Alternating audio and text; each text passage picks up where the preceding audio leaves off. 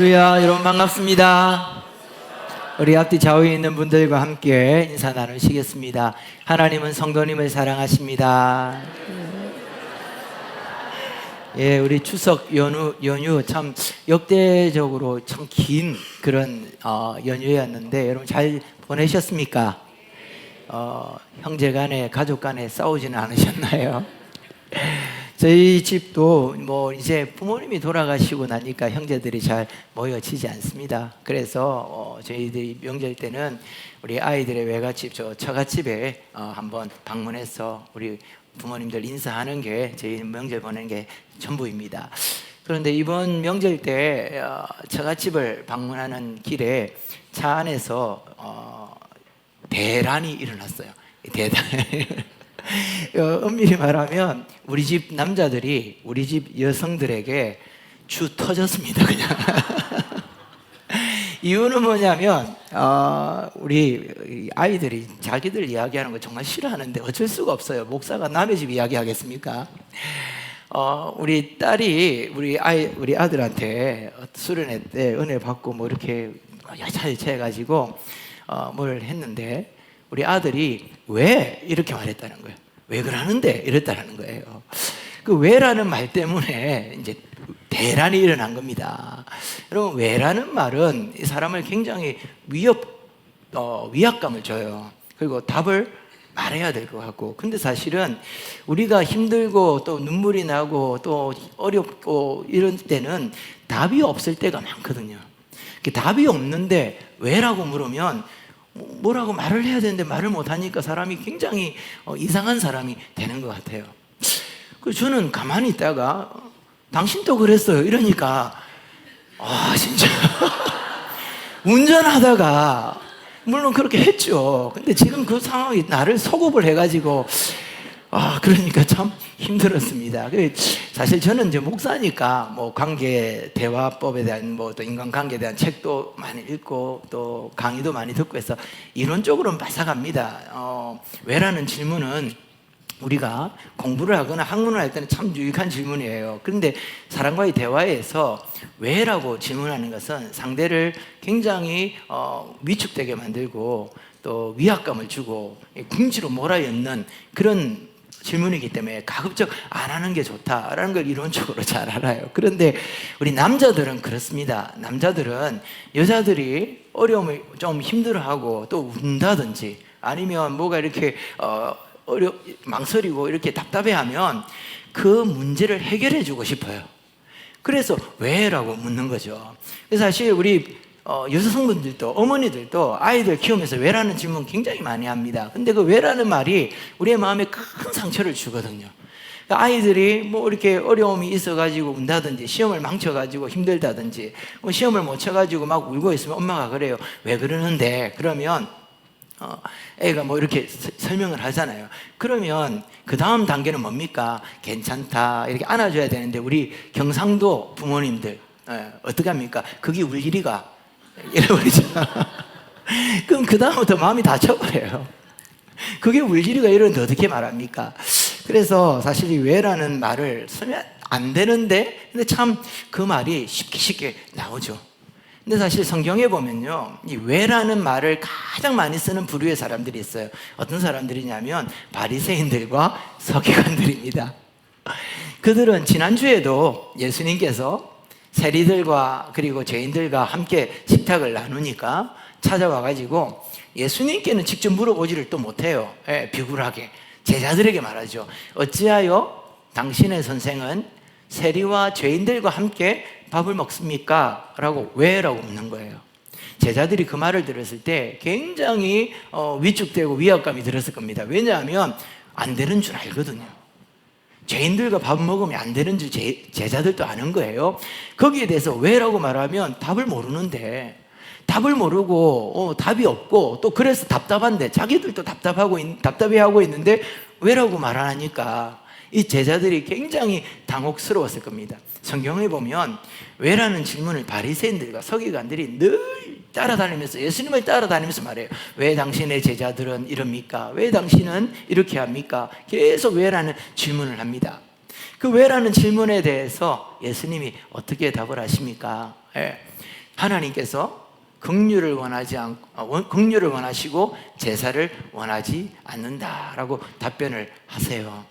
오늘 우리가 읽은 이 본문의 이야기는 마태복음, 마가복음, 누가복음 이 복음서 3개에 나오는 본문입니다. 그런데 이 마태복음을 읽어보면 굉장히 사건이 간략하게 기록되어져 있어요. 누가복음이나 마가복음에 보면 이 직원, 이 관리가 야이로라는 것도 이야기를 하고 있고 야이로의 직업이 해당장이라는 것도 말을 하고 있습니다. 그리고 누가복음과 마가복음에서는 이 해당장 야이로가 예수님께 와서 어떻게 부탁을 하냐면 내 딸아이가 죽게 되었으니까 오셔서 살려달라 그럽니다. 근데 마태는 이 아이가 죽었다 그래요. 다른 이야기를 하는 것일까요? 누가 잘못된 것일까요? 그게 아니겠죠. 의도하는 바가 다르다라는 거예요. 그리고 누가복음과 마가복음에 보면 예수님과 이 혈류증 여인 사이의 대화를 아주 자세하게 기록하고 있습니다. 그런데 오늘 우리가 읽은 마태복음에서는 마태가 1절도 이 대화의 이 여인과 나누었던 대화를 기록하고 있지 않다라는 것이죠. 무엇이 다르고 마태는 과연 우리에게 무엇을 말하려고 하는 것일까요? 사실 오늘 본문의 이야기만 다루는 것은 아닙니다. 그 앞에 나오는 우리가 지난주에 나눴던 말씀부터 계속해서 마지막 절까지 나눠야 되는 말씀입니다. 지난주에 말씀드린 것을 여러분들에게 말씀을 드렸어요. 그 다음 오늘 우리가 읽은 바로 앞 사건이 뭐냐면 또 왜라는 질문이 나와요. 이번에는 누가 왜라고 묻느냐면 세례 요한의 제자들이 예수님께 나와서 왜 당신과 당신의 제자들은 금식하지 않습니까? 라고 묻습니다. 우리 요한의 제자들과 바리새인들은 금식을 하는데 왜 당신과 당신의 제자들은 금식하지 않습니까? 왜? 어찌하여? 또 묻는 것이죠. 그러나 그것에 대해서 예수님은 조금도 당황하지 않으십니다. 왜냐하면 예수님은 언제나 모든 질문에 답이 되시기 때문입니다. 예수님께서 세례 요한의 제자들에게 말합니다. 지금은 금식할 때가 아니다. 지금은 금식하면서 슬피 울고 그럴 때가 아니다. 지금은 새 포도주의 시대다라고 말씀을 하는 거죠. 새 포도주가 의미하는 것은 기쁨을 의미하는 겁니다. 지금은 슬퍼할 때가 아니라 기뻐할 때다. 지금은 새 포도주의 시대다라는 것을 말하는 겁니다. 그러면 이 새 포도주가 주는 기쁨은 무엇일까요? 바로 긍휼의 시대라는 것입니다. 죄인이 제사를 통하여 제사함 받는 시대가 아니라 죄인이 하나님의 긍휼로 죄사함을 받는 시대. 죄인과 세리들이 하나님과 한 밥상에 앉아서 밥을 먹을 수 있는 긍휼의 시대. 신랑과 함께 살아가는 그 기쁨의 시대가 바로 지금 이 시대, 긍휼의 시대, 은혜 시대라고 말하는 것이죠. 세례 요한의 제자들과 바리새인들과 서기관들은 제사와 율법을 가지고 예수님께 질문을 하지만 예수님은 지금은 제사와 율법의 시대가 아니라 긍휼과 은혜의 시대이고 그 긍휼과 은혜로 인하여 기뻐하는 시대다라는 것을 말씀하는 것입니다. 지금부터 나오는 이 두 사건 그리고 그 이후에 나오는 두 소경이 눈을 뜨고 그리고 귀신 들린 자가 귀신 들려 말하지 못하는 자가 말을 하게 되어지고 각생 질병에 걸리고 귀신 들렸던 사람들을 고쳐주는 이 모든 사건은 새 포도주의 시대는 어떤 시대인가 라는 것을 우리에게 말씀해 주시는 그 사건들이라는 것이죠. 그래서 뒷부분 우리가 읽지 않았지만 여러분 집에 가셔서 함께 읽으시길 바랍니다. 두 소경이 예수님께 다윗의 자손 예수여 우리를 불쌍히 여기소서 긍휼을 구하고 있어요. 그들의 긍휼을 구하는 그 간구에 예수님께서 응답하십니다. 그리고 오늘 우리가 읽은 이 본문 마태복음 9장의 마지막을 이렇게 마무리합니다. 예수께서 무리들을 보시고 목자 없는 양과 같은 그 무리들을 불쌍히 여기시고 그들이 고통받고 기진한 것을 긍휼히 여기셨다라는 문장으로 말씀을 매듭짓고 있어요. 그래서 지금부터 일어나는 이 모든 사건들은 긍휼의 시대는 어떤 시대인가? 예수님은 어떤 분이신가? 긍휼의 목자로 우리에게 오신 진정한 긍휼의 하나님이요 은혜의 하나님이요 자비의 하나님이시다라는 것을 우리에게 보여주는 사건입니다. 이 한 관리 말씀드린 것처럼 이 사람은 해당장 야이로예요. 근데 해당장 야이로가 예수님께 찾아와서 부탁을 합니다. 그런데 여러분 이 부탁은요 있을 수 없는 부탁이고, 이 부탁은 해서는 안 되는 부탁이에요. 왜 그렇습니까? 죽은 사람을 살려달라는 게 뭐 큰 문제라서 그럴까요? 그게 아니에요. 이 사람은 해당장입니다. 해당장이라는 것은 그 시대의 종교 지도자예요. 율법에 대해서 정통한 사람입니다. 오늘날로 말하면 한 교회 담임 목사 이상의 그런 종교적인 리더십을 가진 사람이에요. 그런데 그 해당장이 예수님에게 와서 죽은 자기 딸아이의 시체에 손을 얹어서 이 아이를 살려달라라고 말하는 겁니다. 여러분, 모세의 율법은 무엇을 금하고 있습니까? 시체는 부정한 것이기 때문에 수체를 만지면 안 돼요. 심지어는 대제사장들은 자기의 부모님이 돌아가셨을 때도 시체를 만져서는 안 됩니다. 시체를 만진다는 것은 부정케 되어지는 거거든요. 그런데 이걸 모르는 사람이 아니죠. 율법에 가장 박식하고 율법에 정통한 이 해당장 야이로, 이 직원이, 이 관리가 예수님에게 오셔서 부탁을 하는 게 무엇이냐면, 죽은 내 아이의 시체를 손을 얹어서 이 아이를 살려달라라고 예수님께 요청을 한다는 것입니다. 여러분, 이 질문에 대해서 예수님께서 왜 그러는데? 라고 말을 한다면 이 해당장 야이로는 어땠을까요? 할 말이 없죠. 왜냐하면 이 문제가 이 요청이 잘못된 요청이라는 것을 너무나도 잘 알고 있기 때문에. 그럼에도 불구하고 여러분, 이 해당장 야이로는 왜 이렇게 물었을까요?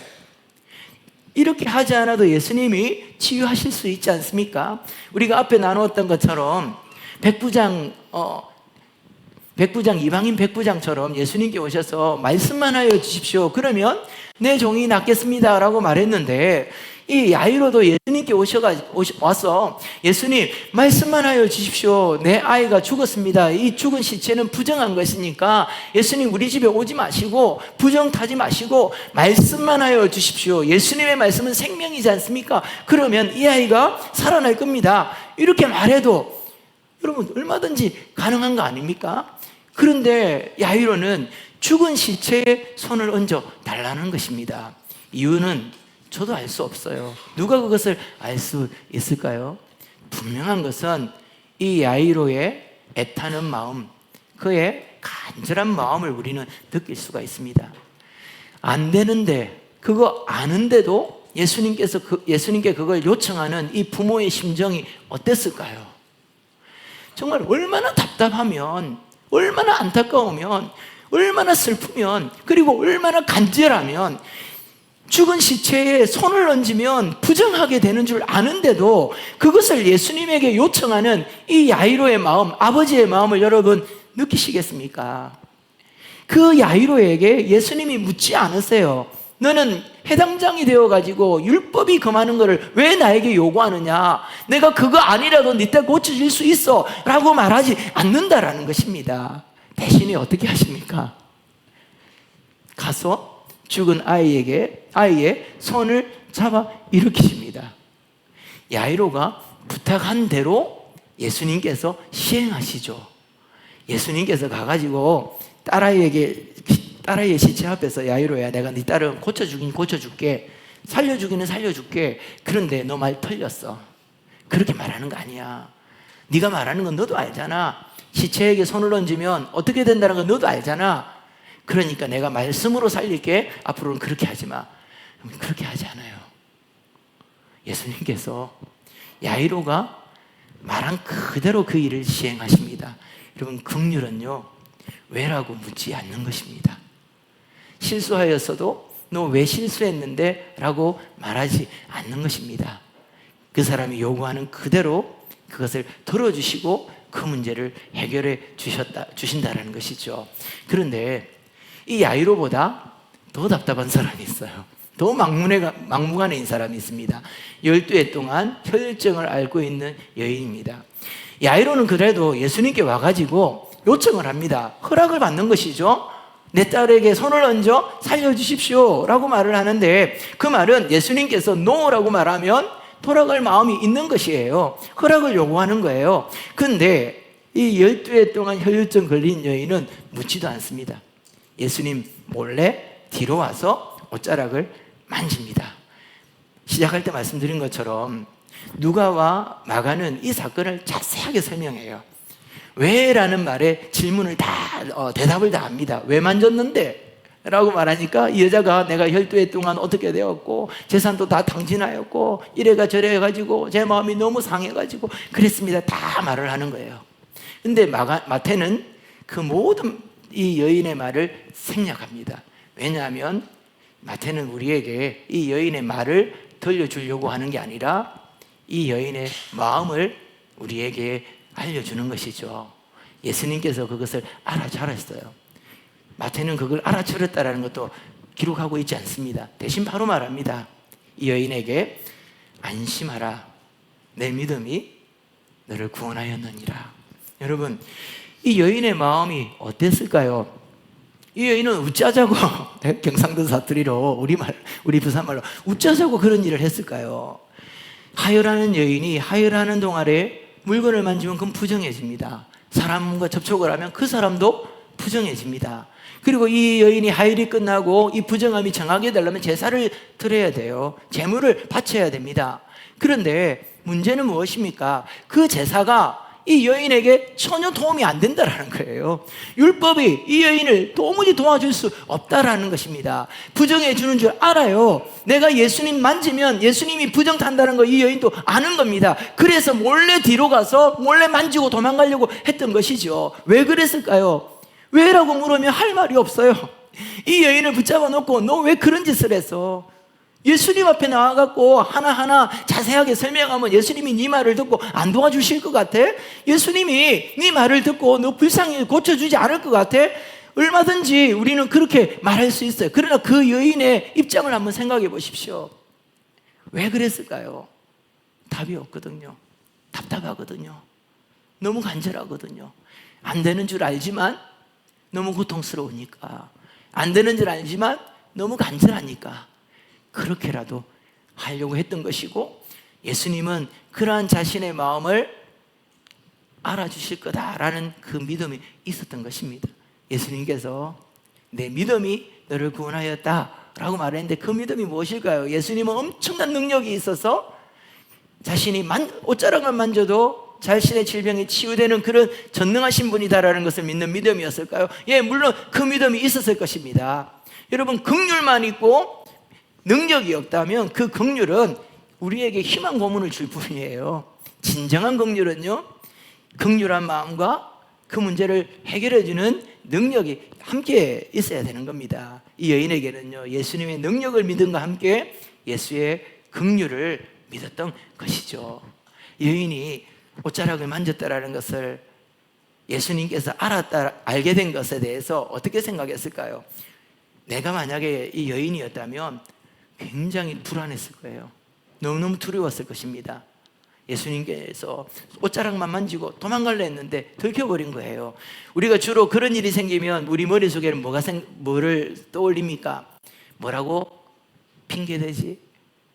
뭐라고 내가 예수님께서 물으시면 뭐라고 변명하지? 막 5만 가지 생각을 다 떠올리잖아요. 이 여인도 그랬을 거예요. 그래서 마가복음과 누가복음 보면 줄줄이 이야기하잖아요. 내가 12년 동안 걸렸고 이런 일이 있었고 저런 일이 있었고 그래서 내가 어쩔 수 없습니다. 막 하소연을 하잖아요. 이 여인이 그런 많은 생각을 했을 겁니다. 근데 예수님께서 여인에게 이유를 묻지 않습니다. 이 여인에게 왜 그랬는지 그의 행동에 그 요인이 무엇인지를 묻지 않습니다. 그리고 말하는 거죠. 내가 네 마음 안다. 불안하지? 두렵지? 너무너무 간절하지?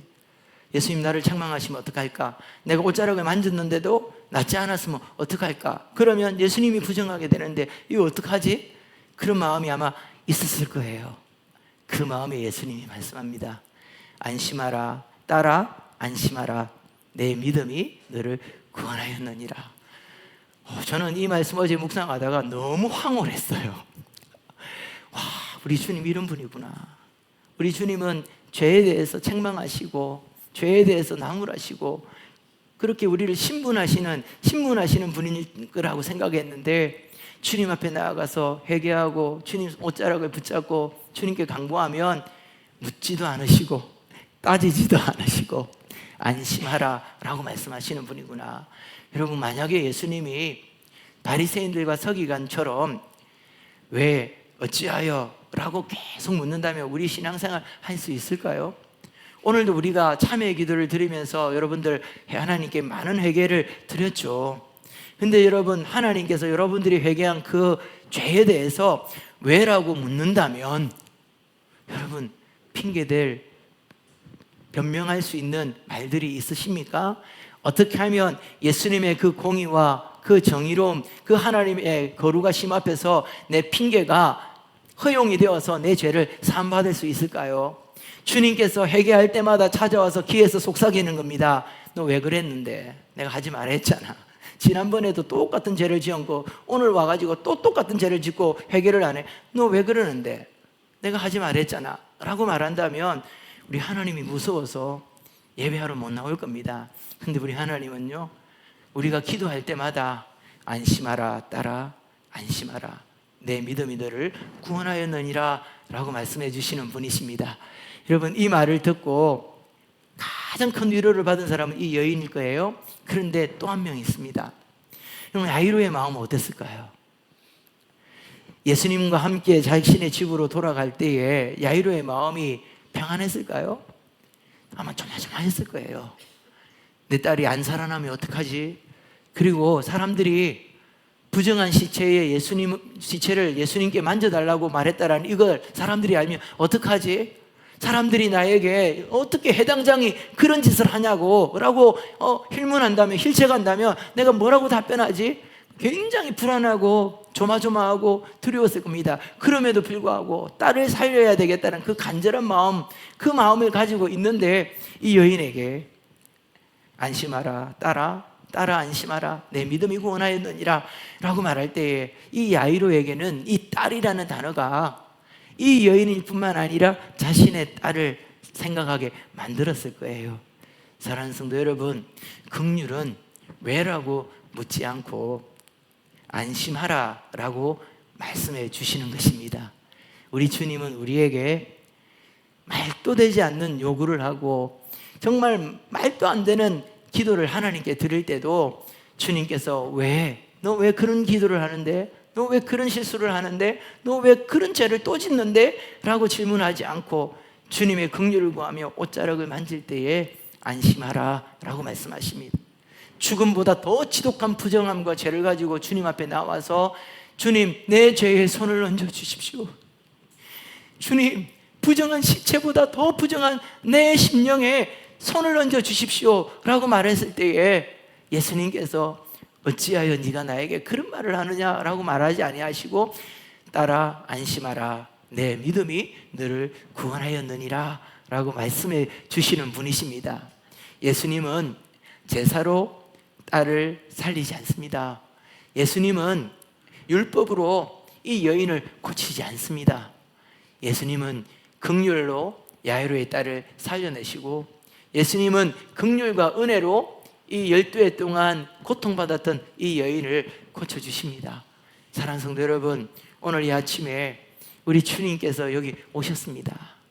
마치 두 소경이 다윗의 자손 예수여 우리를 불쌍히 여기소서라고 말할 때에 이 야이로처럼 정말 안 되는 거 아는데도 세상에도 답이 없고 사람들도 답을 주지 못하고 그 누구도 도와주지 못하는 너무 안타까운 마음이기 때문에 주님 앞에 구하는 우리의 마음을 아시고 찾아오셔서 딸아 안심하라, 내 믿음이 너를 구원하였느니라 라고 말씀해 주시는 긍휼의 목자가 되십니다. 긍휼의 시대, 은혜의 시대는 어떤 시대입니까? 죄인이 제사 없이 죄 용서받는 시대입니다. 어떤 병자라도 주님의 은혜로 치유받고 고침받는 시대가 바로 긍휼의 시대이고 예수님께서 하늘의 그 긍휼을 가지고 이 땅에 내려와 새 포도주의 기쁨을 우리에게 허락하신 시대가 바로 우리가 살아가는 바로 이 시대라는 것이죠. 오늘 주님 앞에 말할 수 없는 죄로 인하여서 이것도 주님이 들어주실까?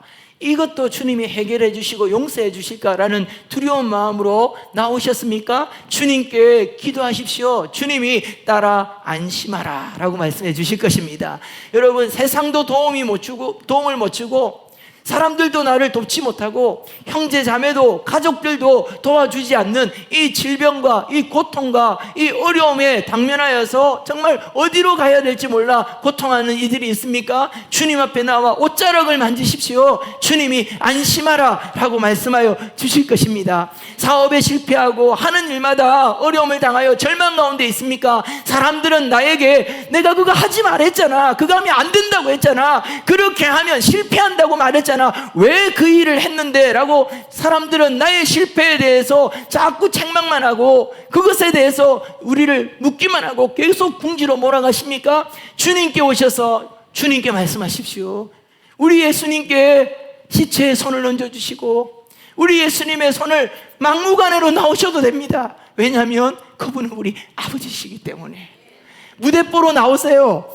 그것이 은혜입니다. 자녀들은 부모에게 무대뽀로 나오잖아요. 따지지 않습니다. 왜냐하면요, 부모님은, 우리 아빠 엄마는 긍휼로 다 받아줄 거라는 걸 믿기 때문이죠. 그리고 옷자락을 잡으세요.